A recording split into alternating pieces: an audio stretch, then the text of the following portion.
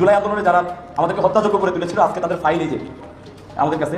রাজশাহী বিশ্ববিদ্যালয়ের সম্মানিত শিক্ষক মন্ডলী, আমি আমার বক্তব্যের সময় বলেছিলাম যে এখানে এমনও মানুষ বসে আছে যারা জুলাইয়ে নীরব ছিল।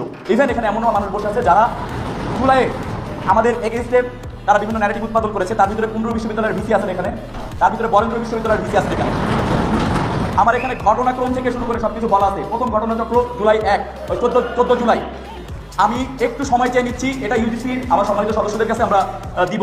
এবং স্যার এখানে আমার মনে হয় যে এটা দেওয়া উচিত, আপনার সংক্ষেপ করবো স্যার আমি ইনশাল্লাহ। 14 জুলাইয়ের ঘটনা আপনারা সবাই জানেন। 14 জুলাই যারা আছে, প্রফেসর গোলাম সাব্বির সাত্তার সাহেব, সুলতানুল ইসলাম টিপু সাহেব, হুমায়ুন কবির হিসাব বিজ্ঞান তথ্য ব্যবস্থাপনা বিভাগ, প্রফেসর আসাদুল হক গণিত বিভাগ, professor Jahangir Alam Masud Liton, professor Pranab Kumar Pandey, professor Tarikul Hasan রসায়ন বিভাগ, প্রফেসর রশিদা খাতুন।